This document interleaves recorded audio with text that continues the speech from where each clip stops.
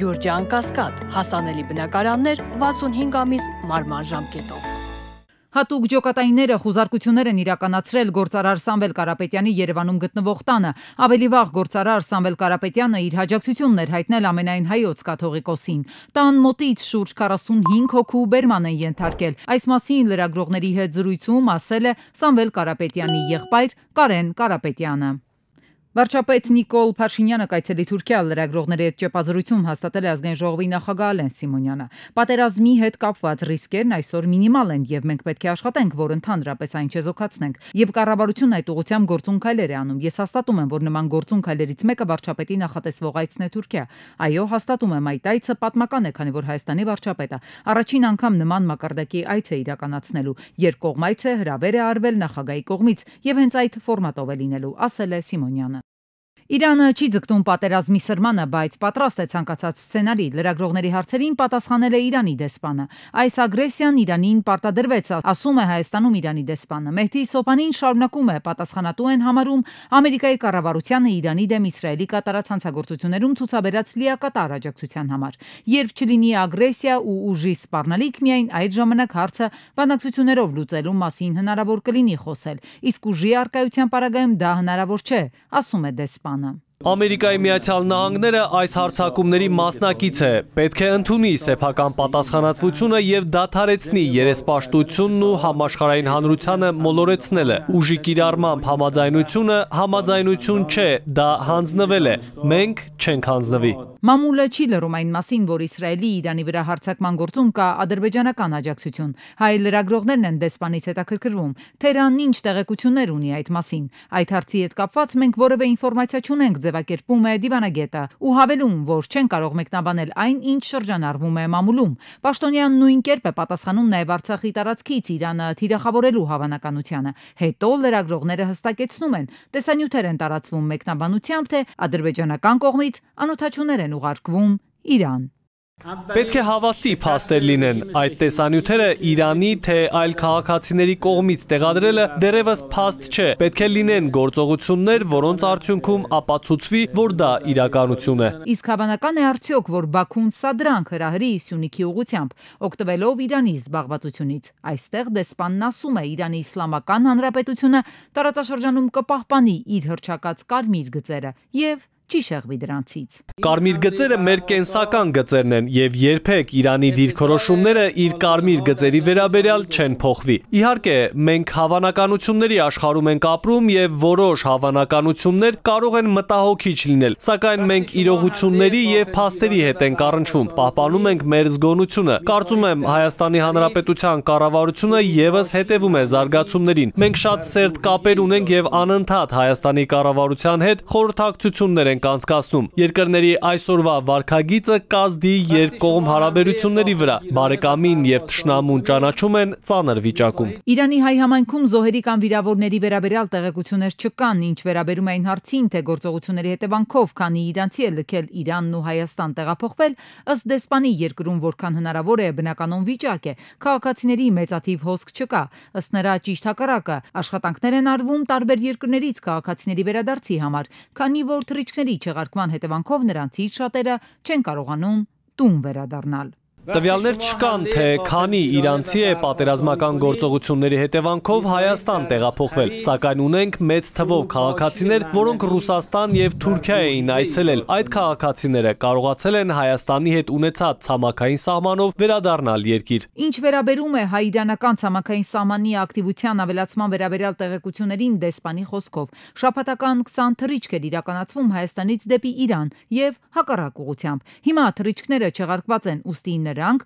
ովքեր ցանկանում են Հայաստան գալ, ստիպված են օգտվել ցամաքային ճանապարհից։ Արտաքին գործերի փոխնախարարի այցը Թուրքիա, Հայաստան-Թուրքիա կարգավորման շրջանակներում է ճեպազրույցի ընթացքում ասել է ազգային ժողովի փոխնախարար Ռուբեն Ռուբինյանը։ Ոչ միայն ես եմ շփվում Թուրքիայի հատուկ ներկայացուցչի հետ, այլ նաև արտաքին գործերի նախարարության մակարդակով շփումներ կան։ Տարբեր նախարարների մակարդակով շփումներ կան, երկրների ղեկավարներն են հեռախոսազրույցներ ունենում, ասել է Ռուբեն Ռուբինյանը։ Որքան պատերազմը երկար շարունակվի, այնքան Հայաստանի համար անկանխատեսելի հետևանքների թիվը կավելանա։ Այս մասին դատարանի շենք մուտք գործելիս լրագրողների հետ զրույցում նշել է Հայաստանի երրորդ նախագահ Սերժ Սարգսյանը։ Հարցին ինչպես պետք է դիմագրավել, նա պատասխանել է՝ կազմակերպչական աշխատանքներով, մոբիլիզացնելով բոլոր մարմինները։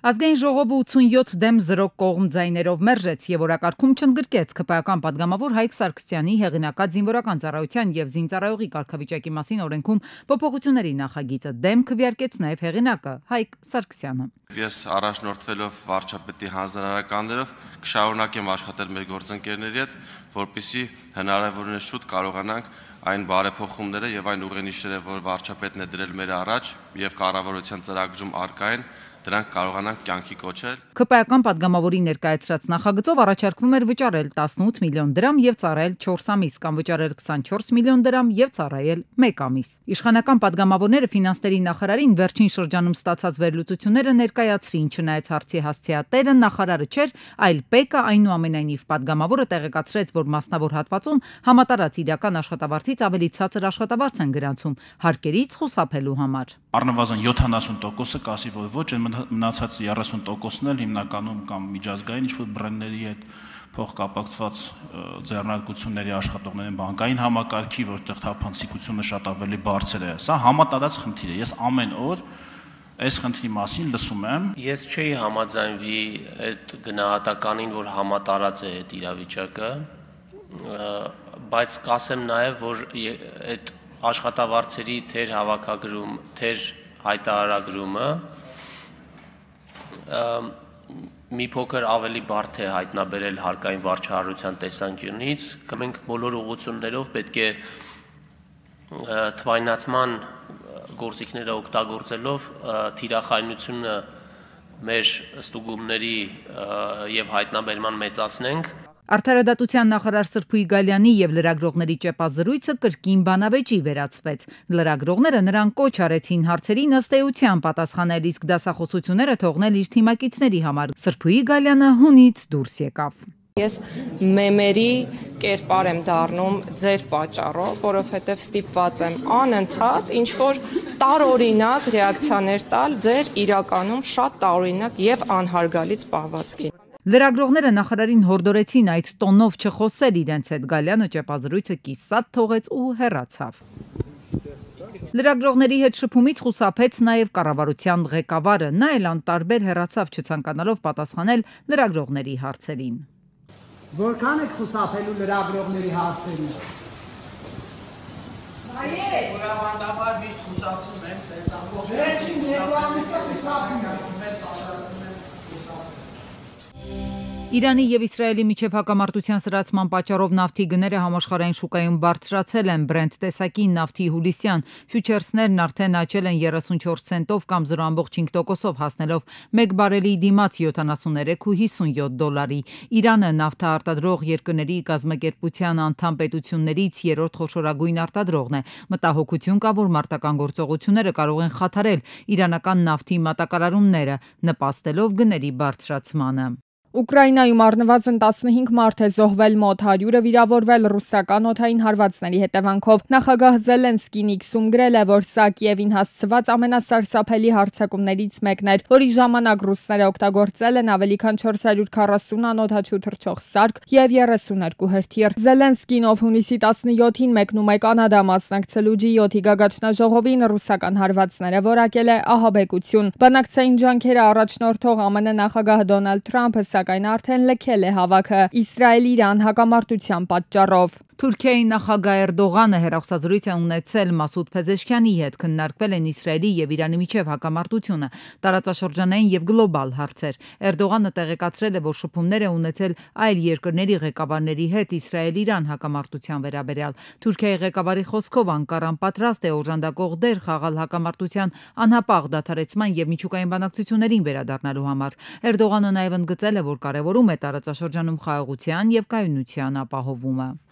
Եթե նրանք ցանկանում են խոսել, գիտեն ինչպես կապվել ինձ հետ, ասել է Դոնալդ Թրամփը, նկատի ունենալով Իրանի հետ հավանական բանակցություններին։ Ես որևէ կերպ կամ որևէ ձևով չեմ դիմել Իրանին խաղաղության բանակցությունների համար։ Սա պարզապես հորինված կեղծ լուրեր են։ Եթե նրանք ուզում են խոսել, գիտեն ինչպես կապվել ինձ հետ։ Նրանք պետք է ընդունեին սեղանին դրված գործարքը։ Դա շատ կյանքեր կփրկեր, նշել է ԱՄՆ նախագահ Թրամփը։ Սախալինի բենզալցակայաններից մեկում տղամարդը վեյփով պատահաբար հրկիզել է սեփական մեքենան։ Վարորդը մեքենայի լիցքավորման ժամանակ վառելիքի բաքի դռան մոտ միջատ է տեսել եւ որոշել է այն վեյփով հեռացնել, սակայն արդյունքն անսպասելի է եղել։ Եթե դուք արդեն այնքան հեռու եք գնացել, որ որոշել եք ամուսնալուծվելու ընտանեկան վեճը բերել դատարան, ապա եկող ամսից սկսած մինչև դատարանի դուռը բացելը, պետք է նախ բացել հաշտարարի սենյակի դուռը։ Արդարադատության նախարարության որոշման համաձայն հաշտարարությունը հուլիսի 1-ից դառնալու է պարտադիր ամուսնաընտանեկան վեճերի կարգավորման համար, բայց ով է հաշտարարը, ինչպես է կիրառվում հաշտարարությունը եւ առհասարակ սա չի ենթադրում նոր բարդություն արդեն իսկ բարդ իրավիճակում հայտնված մարդու համար։ Բաժանման եզրին հասած ամուսինները երբեմն նույնիսկ տարրական շփման խնդիր են ունենում։ Պահին ոնց որ արդեն հասել է այդ բաժանման որոշումը կայացնելու փուլին եւ իրավիճակը բավականին լարված է ու չեմ ուզում պատկերացնել ու չեմ կարողանում պատկերացնել թե ոնց պիտի մենք նստենք մի սենյակում, ծնայինք իրար դեմքի եւ խոսանք, այսպես որ պատկերացնում այդ իրավիճակը արդեն իսկ ոնց որ ստրես է դա իմ համար։ Հաշտարարը հատուկ վերապատրաստված միջնորդն է, որի գործն է օգնել կողմերին հասնելու փոխադարձ համաձայնության հաշտվել կամ էլ եթե հնարավոր չէ, բաժանումն էլ դատարան մտնելուց առաջ հանգիստ տանել։ Բայց արդյոք հաշտարարությունը լուծում է խնդիրները, թե եւս մեկ փուլով ավելացնում է արդեն իսկ դժվարացած ճանապարհը։ Փորձագետները նշում են, հաշտարարությունն արդյունավետ է միայն այն դեպքում, երբ կողմերը իրոք պատրաստ են երկխոսության։ Այստեղ խնդիրը այն է, որ պետությունը ուզում է մի քայլ դատարանին թեթևացնի նմանատիպ վեճերից, որովհետև վիճակագրությունը, ուսումնասիրությունը թե հայաստանյան, թե միջազգային ցույց են տալիս, որ ամուսնաընտանեկան վեճերով շատ հաճախ ավելի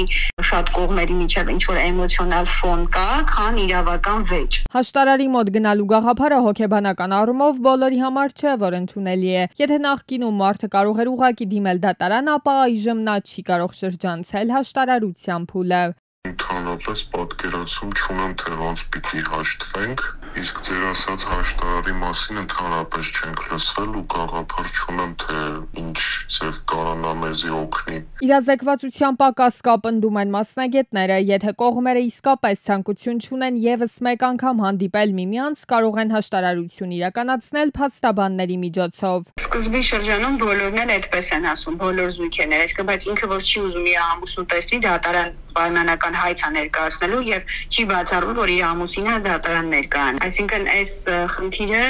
այդ տեսանկյունից էլ պետք է նայել։ Հիմա այդ մարդու համար ինչ տարբերություն դատարան, թե ինքը մտածում է փաստաբանով կարա դիմի դատարան։ Հաշտարարությունը որպես այլընտրանքային վեճերի լուծման մեխանիզմ հնչում է խոստումնալից, բայց այն ըստ մասնագետների կարող է աշխատել միայն այն դեպքում, երբ հասարակությունը գիտի ինչ է դա եւ ինչպես է այն աշխատում։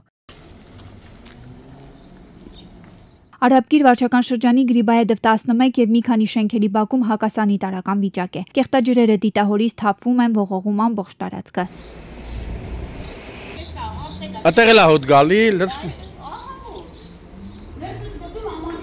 Այդ սպարը սենց է, զանգում են մի շաբաթ դու գալիս են, մի հատ ստից մատնում են։ Խնդիրը նոր չէ, տարիների պատմություն ունի։ Այս ընթացքում բնակիչները ինչպես Վեոլիաջուր, այնպես էլ քաղաքային իշխանությանն են դիմել, բայց խնդրին այդպես էլ որևէ մեկը լուծում չի տալիս։ Չեմ անում, ոնց մտի մատնում, որ դեզի գալիս են այս ստից մատնում են, եկում են միջամիջին։ Բայց հեսա այն վերևից գալիս է։ Ինչ ալի անցած տարի հասել էր միջև Կիևյան մոտ։ Ուզում եմ հենց այստեղից այս կադրը տեսնի Երևանի քաղաքապետը, Արաբկիր վարչական շրջանի ղեկավարը, որպեսզի գոնե պարտավորեցնեն Վեոլիաջուրին ի վերջո խնդիրը լուծեն։ Բնակիչներն էլ նշում են, որ կանոնավոր վճարումները կատարում են, բայց դարձյալ ոչ մի որակյալ սպասարկում։ Հոսքը հաճախ այնքան ուժգին է լինում, որ Գրիբայեդով 11 շենքից հասնում է մինչև Կոմիտասի պողոտա, Արամ Խաչատրյան փողոց։ Հատկապես ամռանը գարշահոտն ավելի է սրվում, անհարմարություններ ստեղծում երևանցիների համար։ Քաղաքացիները պահանջում են արձագանքել ու օր առաջ լուծել խնդիրը։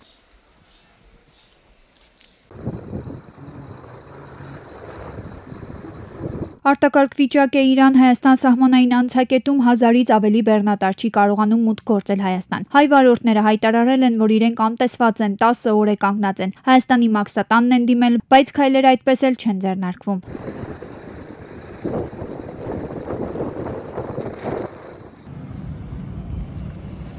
Հունիսի 17-ին Մարտունի Վարդենիս ճանապարհին բախվել են Միցուբիշին եւ Նիսանը։ 3 հոգի տարբեր աստիճանի վնասվածքներով տեղափոխվել են Մարտունի բժշկական կենտրոն։ Վիրավորներին առաջին օգնության են հասել քաղաքացիները, օպերատիվ են գործել Մարտունու շտապօգնության բժիշկների հերթապահ խումբը։ Ժամանել են ոստիկանության բարեկային ծառայության Գեղարքունիքի մարզի գումարտակի 2-րդ վաշտի 2-րդ դասակի բարեկները։ Հունիսի 16-ին Սուրենավան գյուղի վարչական տարածքում Ford Transit-ը բախվել է կայանված Mercedes Sprinter-ին։ 4 հոգի տարբեր աստիճանի վնասվածքներով տեղափոխվել են Արարատ բժշկական կենտրոն։ Վիրավորներին առաջին օգնության են հասել քաղաքացիները, Արարատ բժշկական կենտրոնի շտապօգնության բժիշկների հերթապահ խումբն ու ոստիկանության բարեկային ծառայության Արարատի մարզի գումարտակի 2-րդ վաշտի բարեկները։